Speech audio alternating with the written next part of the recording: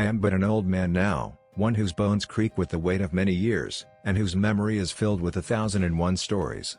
But there is one story I am called to tell above all others, a tale of Egypt, of kings and conquerors, of power and betrayal. It is a story that has haunted me for decades, a tale whose echoes can still be heard in the shifting sands of time. In the days of my youth, the name of Egypt was whispered with reverence. To speak of Egypt was to speak of gods, of pharaohs who ruled with the might of the heavens themselves, of cities that gleamed with gold and wisdom beyond compare. Yet, even the greatest of civilizations can fall, as the river Nile itself can be both a giver and a taker of life. Let me take you back to the year 525 BCE, the year that the mighty Persian Empire turned its gaze toward the land of Egypt. Persia had already conquered vast stretches of land, stretching from the Mediterranean to the great lands of India. The world trembled under the iron fist of the Persian king, Cambyses II.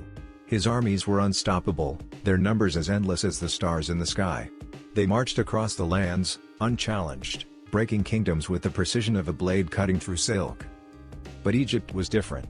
Egypt was not just a kingdom, it was a living legend. Egypt was the cradle of civilization, the home of the gods. No outsider had ever truly conquered it. Yes, Egypt had faced threats before, from the Assyrians to the Libyans, but none had succeeded in breaking its ancient strength. The Nile, with its life-giving waters, was Egypt's protector, and its people, proud and fierce, were always ready to defend their homeland. I was but a young man then, living on the banks of the Nile. My family was humble, but we were part of the great tapestry of Egypt, the farmers and artisans who toiled under the watchful eyes of the pharaoh's soldiers.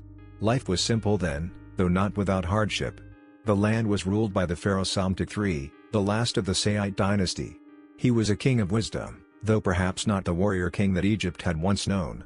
He was a king of diplomacy, of quiet strength, but as history has shown, diplomacy alone was no match for the advancing Persian war machine. When the news of the Persian invasion reached the ears of the Egyptians, it spread like wildfire.